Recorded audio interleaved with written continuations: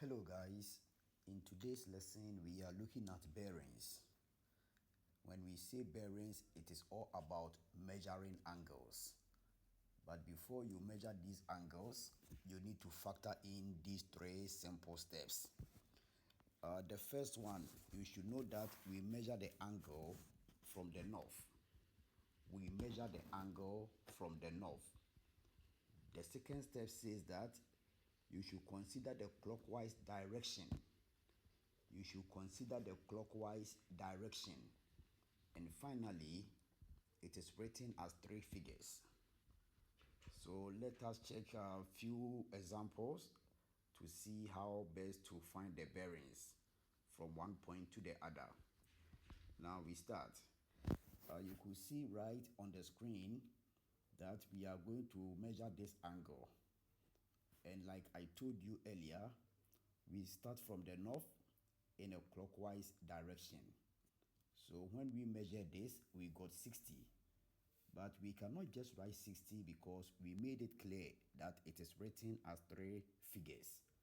And for that matter, I'm going to write it as 060 degree. So that is it. Now let's check some few examples. Now let's check this. Now I have joined this point. So we are going to measure the angles. So from here to there is 145 degree. That is when we start from the north and we move in the clockwise direction. We are having 145 degree. Now when you also check this one, starting from the north in the clockwise direction, when we measured, we got 230 degree. And finally with this one, after joining them and taking the measurement with a protractor, we have 315 degree. So that is it. Let's check some more examples so far as this topic is concerned, right? Now here, we are going to measure the bearing from one point to the other.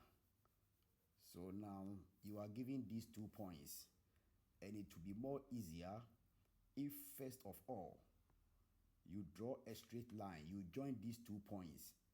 Don't forget the question says find the bearing of B from A. So we will now measure the angle from the point A. So to make it easy, I'm going to join these 2 points. That is the first thing I will do. Then I will make my north pole on the A, right? You make the north pole. You draw the north line on the point A. So that is what you see right on the screen. And from here, we are going to measure in a clockwise direction. And we do this measurement using a protractor. So now we are going to measure in the clockwise direction using the protractor. So guys, you should be very careful how you position the protractor. The 0 degree should be on the north line because we are starting to measure. So it should be from the 0 and then you check in the clockwise direction. That is on the right side. So when you check this one carefully, we have what? 60. But we cannot just write 60 because I've already made it clear that bearings are written as three figures. So we have 060 degree. So that is the answer so far as this question is concerned. Now let's check one more. We are asked to find the bearing of A from B. This time around it says from B. So after you join the 2 points, then you make the north line on the point B. You draw the north line on the point B. Remember, we have drawn the north line on the point B because that is where we will start measuring the angle. So from here, I will just take my protractor to measure the angle.